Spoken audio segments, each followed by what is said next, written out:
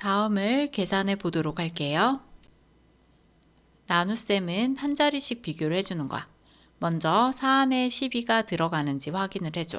안 들어가면 4 위에는 답을 쓸 수가 없는 거야. 그럼 46 안에 12는 들어가지. 그럼 12에 얼마를 곱하면 되는지 생각을 해주는 거야. 모르겠으면 앞에 있는 4 안에 1이 몇 번 들어가는지 확인을 해줘. 그럼 4번 들어가니까 4부터 곱해줘. 그럼 4, 2, 8, 4, 1은 4에서 48 되니까 46보다 넘으면 하나를 줄여주는 거야. 그럼 3을 곱하면 3, 2, 6, 3, 1은 3에서 36이 돼. 그럼 여기에 3번이 들어가고 36이 되겠지. 자, 그럼 6에서 6을 빼면 0, 4에서 3을 빼면 1이 되고요. 뒤에 있는 8이 내려오면요. 108 안에 12가 몇 번 정도 들어가는지 또 생각을 해주면 되는 거야. 자, 그럼 108 안에 12가 몇 번 정도 들어가는지 생각을 해보려면 좀 어려울 수 있어. 그래서 어떻게 해주면 되냐면 세 자리는 앞에 있는 두 자리, 그리고 두 자리는 앞에 있는 한 자리를 비교를 해주는 거야. 그럼 10 안에 1이 몇 번 들어가? 10번 들어가지. 근데 얘는 한 자리니까 10번은 못 들어가. 그래서 최대 9번이 들어간다 이렇게 생각을 해주는 거야.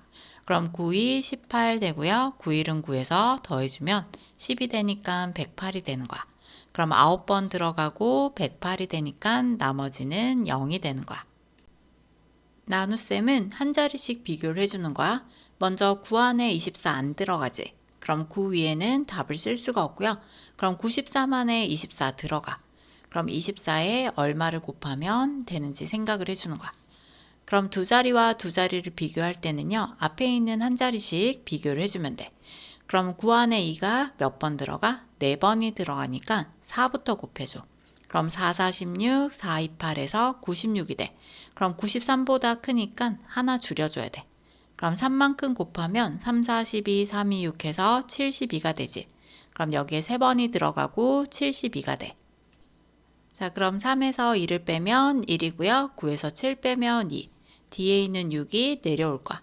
그럼 216 안에 24가 몇 번 정도 들어가는지 또 생각을 해줘야겠지. 이렇게 세 자리와 두 자리가 있을 때는 앞에 있는 두 자리와 한 자리를 비교를 해서 몇 번 들어가는지 확인을 해줄 거야.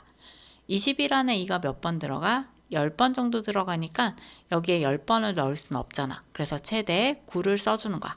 그럼 9, 4, 36, 9, 28에 더하면 21 되니까 나오지. 그럼 9번 들어가고요. 216 되면서 빼면 0이 되는 거야. 나눗셈은 한 자리씩 비교해 주는 거야. 먼저 7 안에 21 안 들어가지. 그러면 7 위에는 답을 쓸 수가 없어. 그럼 75 안에 21 들어갈 수 있어. 그럼 얼마만큼 들어가는지 앞에 있는 자리를 비교를 해주면 돼. 7 안에 2가 3번 들어가잖아. 그럼 3부터 곱해봐. 그럼 3, 1은 3, 3, 2, 6 해서 63이지. 그럼 3번 들어가고 63이 돼. 자, 그럼 5에서 3을 빼면 2가 되고요. 7에서 6 빼면 1이고 뒤에 있는 6이 이렇게 내려오는 거야. 그럼 126 안에 21이 몇 번 정도 들어가는지 또 생각을 해줘야겠지. 그럼 세 자리는 두 자리, 그리고 두 자리는 한 자리를 비교해서 12 안에 2가 6번 들어가잖아. 그럼 6을 곱해보면 6, 1은 6, 6이 12에서 126이야. 그럼 6번에 126 되니까 나머지 0이 되는 거야. 나눗셈은 한 자리씩 비교를 해주는 거야. 먼저 4 안에 2가 몇 번 들어가? 2번 들어가지. 그럼 2는 4가 되고요. 빼면 0이 돼. 그 다음 자리 여기 있는 18이 다 내려오는 것이 아니라 한 자리씩 내려오는 거야. 그럼 1이 이렇게 내려올 수 있어. 그런데 1 안에 2가 들어갈 수 있어? 들어갈 수가 없지. 그래서 여기에는 0을 써주는 거야. 그럼 이 0은 0해서 원래 써줘야 되지만 0은 생략해서 나타내지 않을 거야. 그리고 나서 그 다음에 있는 8이 이렇게 내려올 수 있어. 그럼 18 안에 2가 몇 번 들어가? 9번. 그럼 9, 2, 18에서 0이 되는 거야.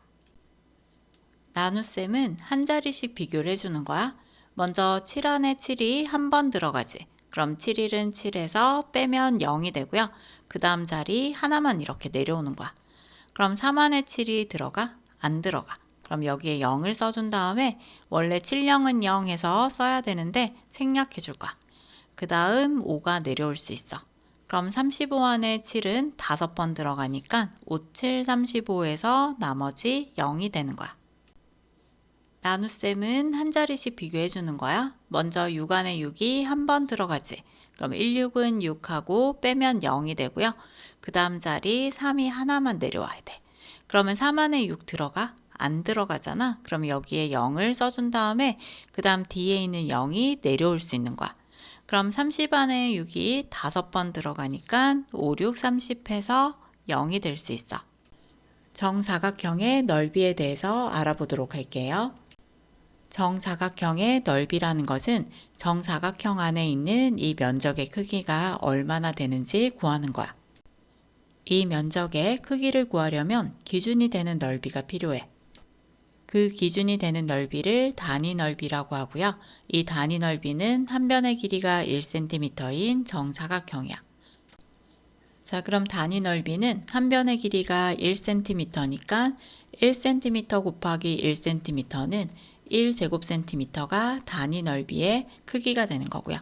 그럼 정사각형의 넓이를 구하기 위해서는 이 단위 넓이가 몇 개가 있는지 세어주는 거야.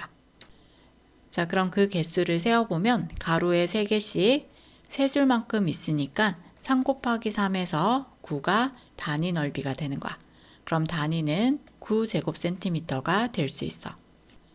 자, 그래서 정사각형의 넓이는 이 한 변의 길이와 한 변의 길이를 곱했을 때 그 넓이를 구할 수 있어서 정사각형의 넓이 공식은 한 변 곱하기 한 변이 되는 거야. 자, 지금까지의 공식을 정리를 해볼게요.